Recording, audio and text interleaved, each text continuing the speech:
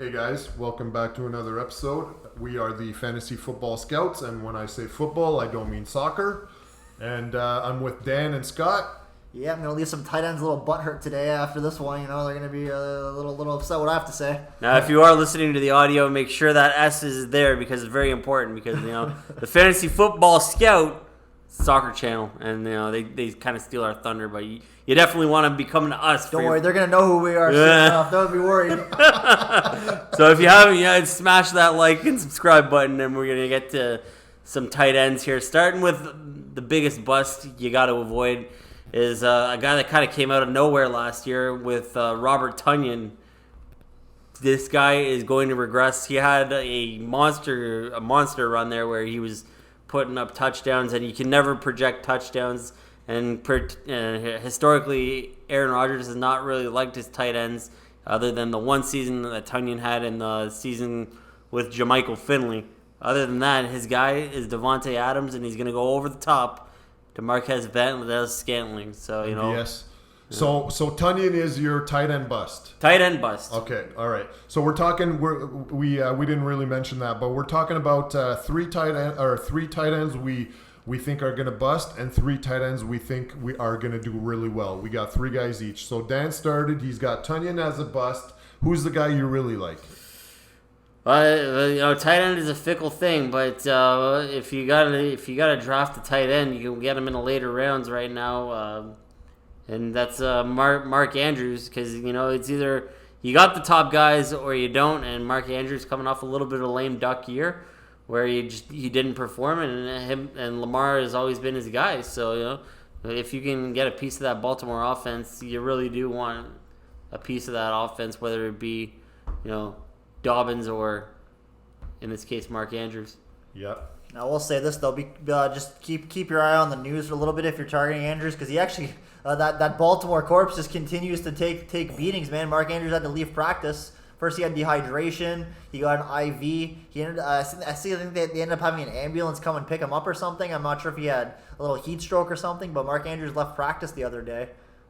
Just a tough situation. I don't think he's gonna miss time. This isn't like a knee injury or something. This is just a bit of a body malfunction. So I mean, he'll probably be okay. But I'm looking at that now. It looks like he's gonna be good to go. Yeah. So yeah, like he says, he's one of the few guys that you can actually target if you miss out on what you would call the big boys. So I mean, you could definitely look at him. There's no 58 catches in 14 games last year, 701 yards. It doesn't 7 touchdowns. Certainly doesn't jump off the page. I mean, but yeah. He also missed 2 games, so add in 2 games there, and 3 this year. But Mark Andrews, not a bad must-have pick. And so Scott, you got who's the tight end that you really like? Yeah, I really like. It's a bit of a draft strategy thing, I suppose, because now that I know where I am, even if I didn't know where I am, I'd still target these guys. But I do really like Waller and Kittle coming in as obviously the big three. They are gettable. It's pretty. You know where they're going. They're going on that 2-3 turn, so you have to kind of plan accordingly if you want to get one of these guys. If you don't know where your slot is, that's okay. Just know that you have to take him as early as the second round, one of them, if you are too far down the list to wait for the comeback. Because I'm so high up on the board drafting second overall, I do know that if one doesn't go behind me before it comes back, then I will be able to grab one unless the guy in front of me, which is Rob, gets really sick and takes 2 of them when we only play 1. I would definitely walk out of the draft at that point. I will not do that to you, Scott. Because I would be like, this is unbelievable. So I don't think it's going to happen to me, but if you were any farther than I was with the second pick, you would have to plan accordingly, because it could be possible that the guys in front of you, 1 and 2, do in fact take the 2 tight ends on the turn. Because it's natural, there's only, I don't know what it is about the NFL, but we just can't seem to get a bunch of quality tight ends. It's always like 3. There's a few more that I'm not going to talk about this moment. But yeah, I do love these guys. I am really always big on getting an elite tight end if I can. And for that reason, they're a little different with the touchdown potential, but the yardage is definitely there for both of them. So Waller and Kittle are the guys that I'm definitely looking at grabbing because I know that I don't want Kelsey. So now if you have the option between both, Who are you taking? I have been leaning towards Kittle. Okay. The first reason was because Waller was absent for so long in the offseason. He's point. back now, so I suppose there's nothing to worry about. There was an injury there. But there it was like 8 practices straight, and they weren't telling us why. Yeah. So for that reason, I was like, well, that's fine. I'm just going to target the guy that I want anyways. Yeah. I've always been a fan of Kittle. I can't always explain it. Mr. Hot Take gets a little emotional too when he makes these picks. I really like Kittle. I love the flow. I love he's a real jokester. He's a nice guy. He's an amazing blocker. He's practically a receiver with the way he stacks up yards and catches. We mentioned before that he has a strange phenomenon about not being able to get in the end zone. I saw him get 2 touchdowns called back in one game 2 years ago. It was unreal. 2 back-to-back holding calls away from the play where he got both of them for touchdowns. So he's a bit snake-bitten with bad luck. I think that 5 touchdowns is so low that he could actually break that. We always talk about being worried about having too many touchdowns. This guy has too few as a tight end. So I'm definitely targeting Kittle. I like him a lot. But if I missed out on him and I had to go with Darren Waller, as of right now, I would. I was worried about it earlier, though. Waller is ranked a little ahead of Kittle. Yes. I'm the opposite of the rankings, as usual. Yeah. But I agree with you. I would take Kittle over Waller as well. I think the fantasy points will be higher for Kittle, and 2, the Waller injury question mark. Yeah, it's kind of suspect. Yeah, you know.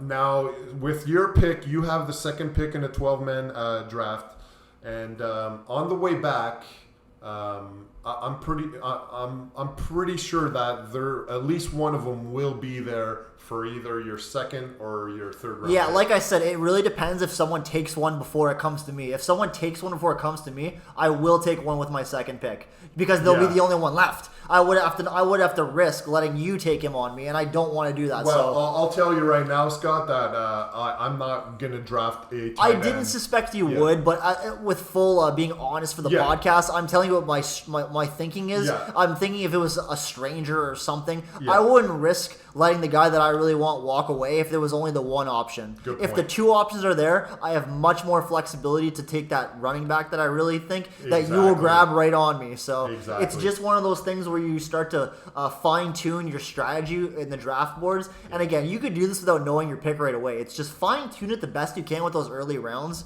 and know who you really want. I really want one of these guys, so I'm really targeting them. So what I'm hearing is that you're not going to take Dalton Schultz on me. I'm not sure who Dalton Schultz is or what. A Cowboys jobber? What are we doing here? I may have given you some little bit of valuable information there. Now you might draft a running back and hold off on the tight end. And to be honest, like I said, being honest, that's what I was gonna do anyways. Yeah. I mean, if the 2 of them are still there, I'm going to take a running back because of the simple. Reality that you're not going to take 2 tight ends in your second and third pick. Yeah, it's hard to predict who's going to take who in the second round. I could see. We have a Vegas fan, and if he took Waller in the second round, then I'm just going to bite the bullet. Whether Rob is lying to my face or not right now is completely irrelevant. You don't want to take chances where you don't have to, and so many people. Here's the most common phrase you're gonna hear in your draft. Oh, that was my next pick. Yeah. That's Matt Seesaw doing that. Yeah. Oh man, that was my next pick.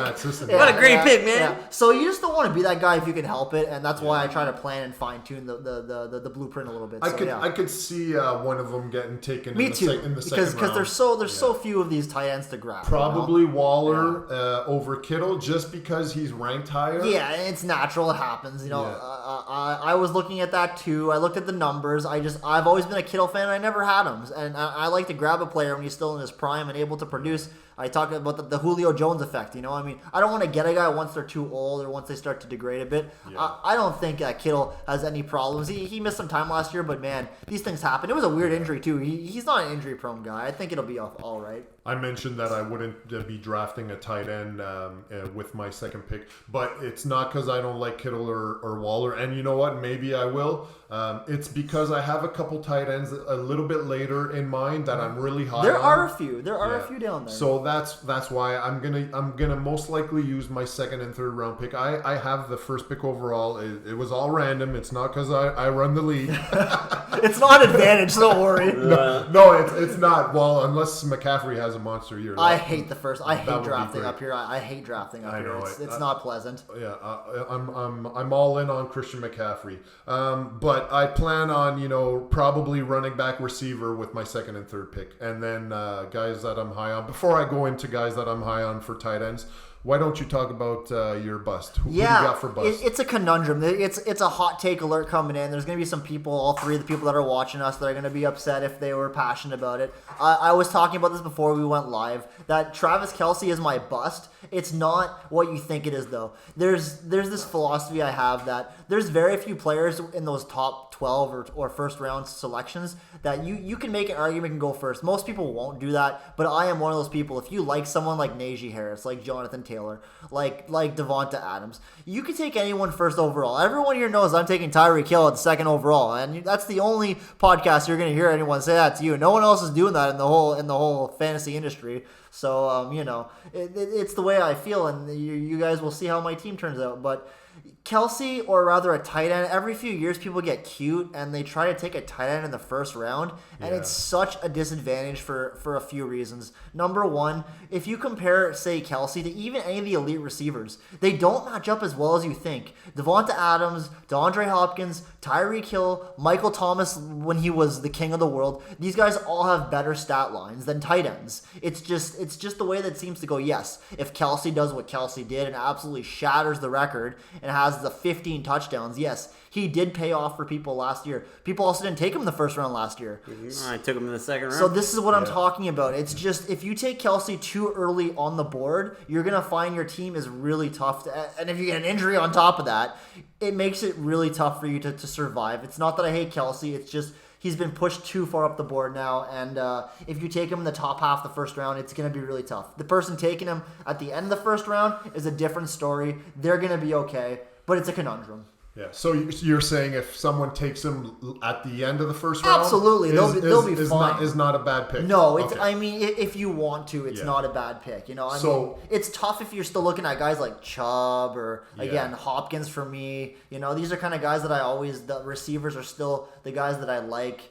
But it's not nearly as damning. It's just when you take them too early in the first round, you have to wait not only do you have to wait a long time, but you've just given up the top 24 players in the NFL. That's in the fantasy draft. That's what happens. So I'll kind of do a continuation to your Travis Kelce pick. Yes, I agree that taking him too early in the first round is a bad idea. It's tough. It's just tough. Yeah, because there's a lot of better options out there, right? And like you said, it's hard to build your team around. You're fading all the elite receivers. You're fading all the elite running backs. Yeah. It leaves you really handicapped. Yeah. So me, I like the Travis Kelce pick, but it's got to be with the 10, 11, 12 first round pick, or anywhere in the second round. I wouldn't take him earlier than that because let's say if I have the 9th pick overall in a draft, I'll take a stud like Aaron Jones or a great running back, even like Zeke Elliott possibly. And then I hope to get Kelce in the second round. Yeah, right? Yeah. It seems to be just the nature of the books, right? The books came out, they put him like 6th overall, 7th overall, whatever. Yeah. Someone thinks, well, then I'm going to take him at 5th. And it snowballs. It's really just one of those public opinion things. It gets a little bit out of hand. He's not getting any younger. I'm sure he'll be fine. It's just you don't want to be the guy that takes him too early. Yes, yeah. I got this mock draft here, results from ESPN pulled up here, and someone took Kelce 6th overall. This is what I'm talking about. 6th overall in a 12-man draft. Now, that's just way too high. Again, if you have the 10, 11, 12 pick, I'm okay with that because you can get a solid running back or wide receiver on the way back. But anything earlier than that, you take a guy like Najee Harris or Aaron Jones, and then you hope to get Kelce in the second round. I'm a little bit biased on Kelce because he won me a championship last year. Good feelings, good vibes. Yeah, good vibes. Absolutely. If you get him in the second round, though, I think it's just great value. He's a guy that you can just plug in for the whole year and not have to worry about, like if you draft a guy like... well, that's what we're saying here, right? With like him and Mark Andrews in the top guys, there's only so many of them to go around, and you either have one or you don't. So just either get ready to play the matchup game, or But fading them for every single player is the problem, because not every single player in the NFL is going to bust. That's the problem. There's always going to be a Stephon Diggs who came through last year's WR1. They're always going to be those players that outdo that tight end, and they're going to have their own tight end. And you're not going to have the receiver to match the Stephon Diggs because you passed on all of them. Yeah. Where I'm getting Kittle or Waller, I will have someone that I also like. Plus, where I am on the turn, I'm going to get a third player that I at least feel somewhat comfortable with as a starter. Oh, absolutely. It's just really hard when you start with Travis Kelce too early in the draft. Yeah. And if you don't believe me, just go do a few mocks and you'll see for yourself how much talent you have to pass up on to make it happen. Yeah, it's a tough situation. Maybe he will fall. Maybe what you're saying is everyone realizes on draft day they don't really want to do it, and maybe he does fall to 13th pick or something. Then it's a fair game. I think even 10 is kind of pushing it. I think it's just too early for Kelce. But if you have if he's there in the second round, 100%, I love the pick, because then you already got a great running back or possibly wide receiver to build your team around. And I like the Kelce pick, but just not too early. Do not draft this guy early. They always try to do this. We had this with Gronkowski when he was hot in New England. We had this with Jimmy Graham when he was on the Saints. People always try it, and it never works. It never works the way you think it's going to, because even if they do have 1,000 yards and 10 touchdowns, that's nothing. Allen Robinson had a 1,400-yard, 14-touchdown season in Jacksonville. These guys will always pop up, and they're always going to make those teams just kick your ass because their players are so much more productive than the ones that you end up with. Yeah. And for my busts, I got the Eagles tight ends. I got Dallas Goedert and Zach Ertz. I don't like the offense. Eating each other. I don't like Jalen Hurts as quarterback. I know some people think he's gonna do big things. I just don't see it. And they run the two tight end offense quite a bit, and it's just so there's 50% of your targets going to the other tight end, right? So I would highly recommend to stay away from the Philly tight ends. Really, the whole offense. I'm not big on anyone there. Unless you're getting Hurts, you want none of that, because that is atrocious. No, Hurts will get you at least them points on the ground. Yeah. Just true, because he's a running quarterback. But even at that, I wouldn't even risk it. I would take sorry, I can't think of his name right now. What team? Justin Fields. I'd take Justin Fields instead of Jalen Hurts. Oh, I think we're tight end. Yeah, and I don't even know if Justin Fields is going to start week one. That's how bad I think the Philly offense and Jalen Hurts is. I just don't like it. Nothing against the Eagles. Not a big fan of the Philly offense or their tight ends. Yeah, one of the few teams we have got a lot of information on is the Eagles, actually, and they're just a team right now they're an uncertain team. They don't really know what they're doing or how they're doing it. They have a lot of, not question marks, but like you said, they're throwing a lot of bodies in the mix. All the receivers are new. They don't really know how this tight end thing is going. They're just when you talked about it on our quarterback episode, the Hurts is going to be a very boom or bust thrower. Yeah. It's going to be a pick, a miss, or a 70-yard touchdown. Yeah. It's great sometimes, but other times it's not. They're just a weird team right now. Yeah. So that's what we got for the tight ends that we like and the tight ends that we think are going to bust. And hopefully it works out for you guys. Hopefully you take that advice and run with it. And thanks for listening, guys. Yep. And ciao. We'll see you again next episode. Later.